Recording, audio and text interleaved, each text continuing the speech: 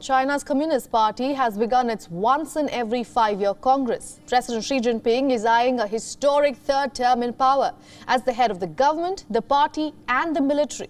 Xi Jinping opened the 20th edition with a nearly 2-hour-long speech. He revisited the country's past policies and hinted towards a roadmap for the future. Taiwan and Hong Kong were frequent mentions in the speech.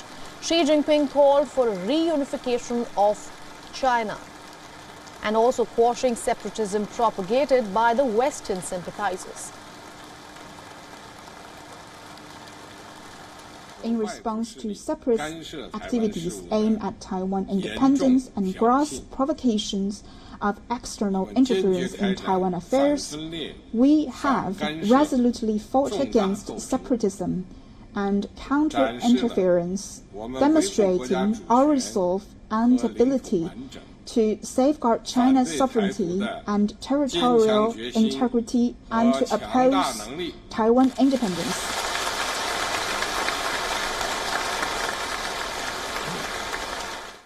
We have fully and faithfully implemented the policy of one country, two systems. We have upheld the policy of one country, two systems, under which the people of Hong Kong administer Hong Kong and the people of Macau administer Macau, both with a high degree of autonomy. We have helped Hong Kong enter a new stage in which it has restored order and is set to thrive, and we've seen Hong Kong and Macau maintain good momentum for long-term stability and development. The 20th CPC Congress is being organized under a strict zero-COVID policy. It has sealed journalists and organizers in a virus-secure bubble 2 days in advance. The zero-COVID policy is also going to be a frequent mention throughout the next week. Throughout this week, many had hoped that the strategy will see some change in this Congress meet. But in his opening speech, Xi Jinping set the record straight. He called its zero-tolerance approach to COVID, and I quote, all-out war, echoing a message that zero COVID is not going away. Xi has also promised further strengthening the military. In the coming months, the party's control over the armed forces will see an increase. The president is already the commander of the forces and is expected to continue the title after this meeting.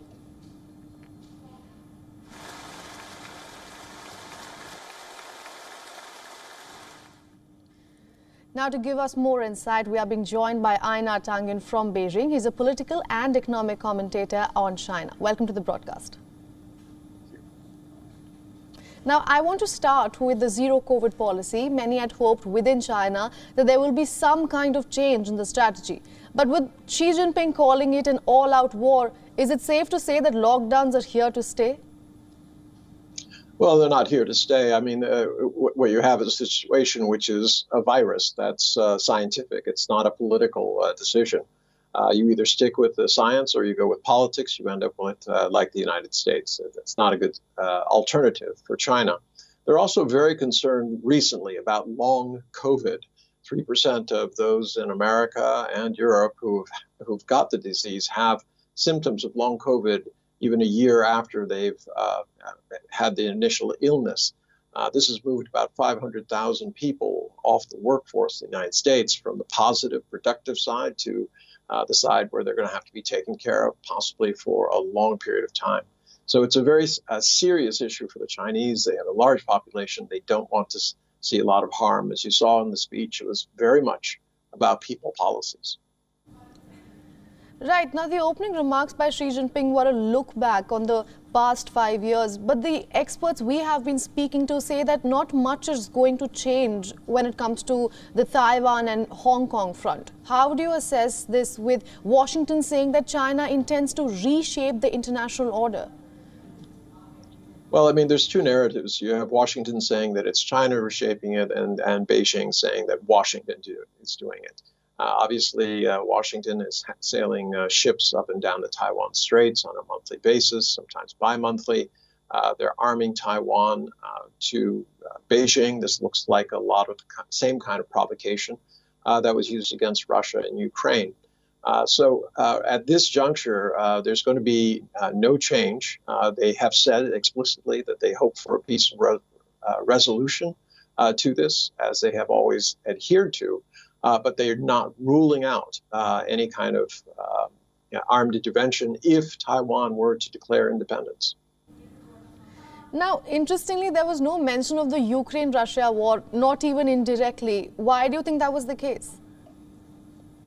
Well, it's a bit of a sore point. On one hand, China was not very happy about the Ukraine war. It violates a lot of the principles that Xi said in his speech about non-interference in the affairs of other countries, certainly no military interventions and things like this. But on the other hand, they do see that Russia was responding to what Russia sees as a security threat pushed by the U.S., NATO, and Europe. They have similar concerns, obviously, about Taiwan. So they want to keep Russia on their side of the equation in the case that the U.S. does try to encourage Taiwan to declare independence and set up a situation much like Ukraine, where there's going to be an armed reaction. So at this juncture, it's not something they want to talk about either way. Absolutely. Now we will leave it to that. Thank you for all your insights, Mr. Tangyun.